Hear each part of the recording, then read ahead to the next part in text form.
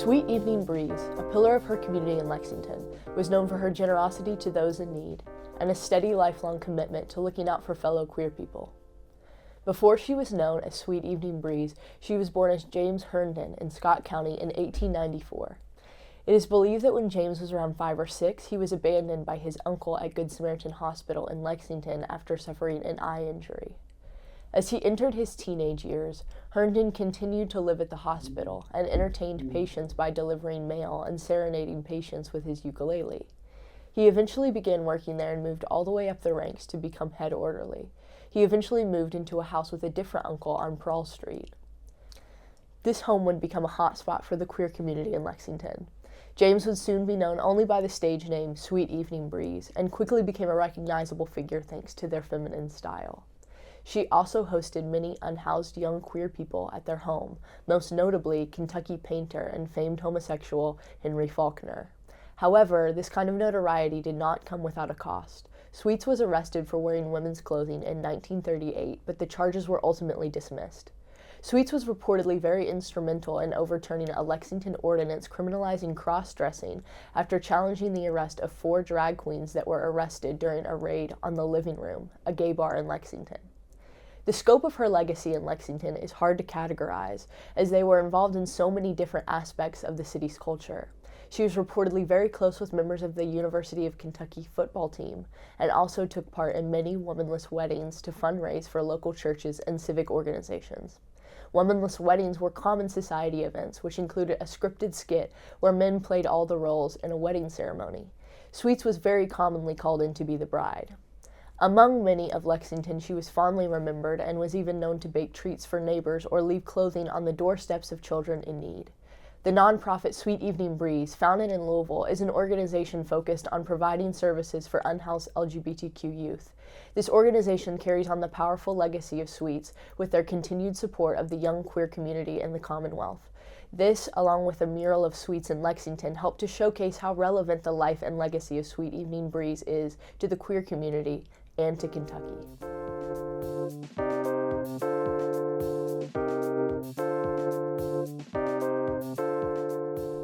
Winner of the HBO climbing competition show The Climb, and Louisville native Cat Runner showed the world what he could achieve and represented the transgender community on a national level.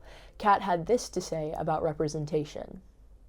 Positive representations or like showing trans people as more than just like one-dimensional people, as like complicated human people, because it humanizes them.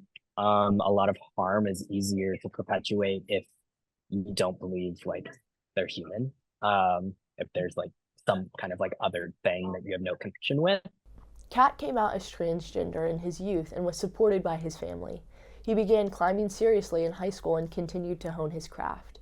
He takes great pride in his local crag, or climbing spot. Red River Gorge is a local favorite and a sort of legend in the climbing community. What's also like kind of amazing about the Red is that it's a gorge, so like when you go out west, like you see mountains and you can like visualize like I'm gonna go up that, and it's a completely different experience versus in the Red we're driving down and we're hiking back and like there's a bunch of trees and then all of a sudden the wall is open to you and it's kind of like, wow, this exists here. It's like a secret. Cat wants to take what he's experienced with his climbing experience and teach others. His biggest wish for the queer community is that they could dream big and have equitable access to the resources to make those dreams happen.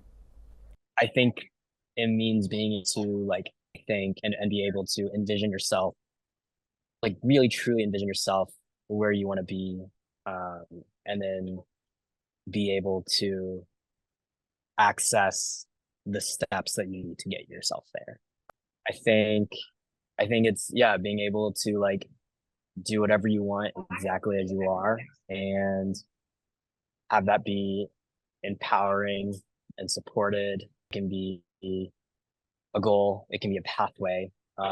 It's something that you like envision for yourself, and then whether or not um, that becomes true um, is dependent on the accessibility you have to what you need to get there.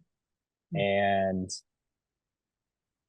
it is like fact that, you know, not everyone has equitable access to what they need to make those things happen.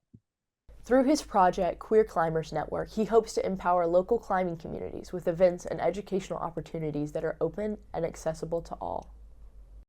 As someone who like is an educator, like to be able to give that to my community and to foster that specifically to my community, it means a lot.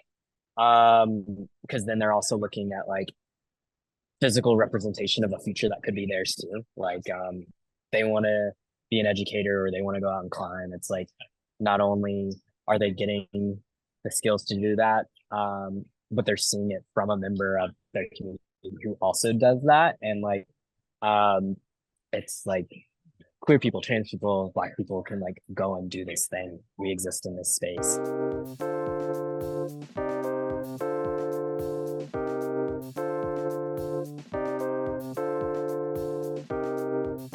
The first published account of the Stonewall riots, written from a queer perspective, was from Kentuckian Lige Clark. Born and raised near Hindman, Kentucky, Clark graduated from EKU before serving in the U.S. Army. He worked in the Office of the Joint Chiefs of Staff at the Pentagon until he was suddenly fired from this position.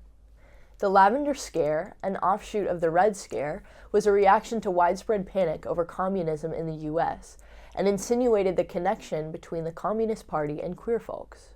Senator Joseph McCarthy inspired a congressional committee targeting members of the LGBTQ community who worked in the federal government, with the goal of putting them out of jobs. This was certainly true for Lige Clark, who was dismissed from his job at the Pentagon. Clark became a part of the national homophile group, the Mattachine Society. He would go on to stage the first openly gay picket outside the White House in April of 1965. Around this time, Clark met his partner, Jack Nichols. They created new chapters of the Mattachine Society and established the East Coast Homophile Organization. They wrote columns in queer newspapers and magazines and founded the United States' first weekly gay publication called Gay in 1969. Lige and Jack also wrote the first LGBT interest column in a non-LGBT publication called The Homosexual Citizen that began running in Screw magazine in 1968. Lige and Jack used this column to publish the first call to arms after the Stonewall riots in June of 1969. In 1975, Clark was killed while on vacation in Mexico with two friends. The reason for his murder is still a mystery. After his death, Nichols and a group of Clark's friends were welcomed at his funeral with open arms by Clark's family in eastern Kentucky. Nichols wrote about his time in Hindman very fondly, saying, "The reason that the spot seemed magical to us was that its inhabitants showed us that those who reach out and love are loved in return."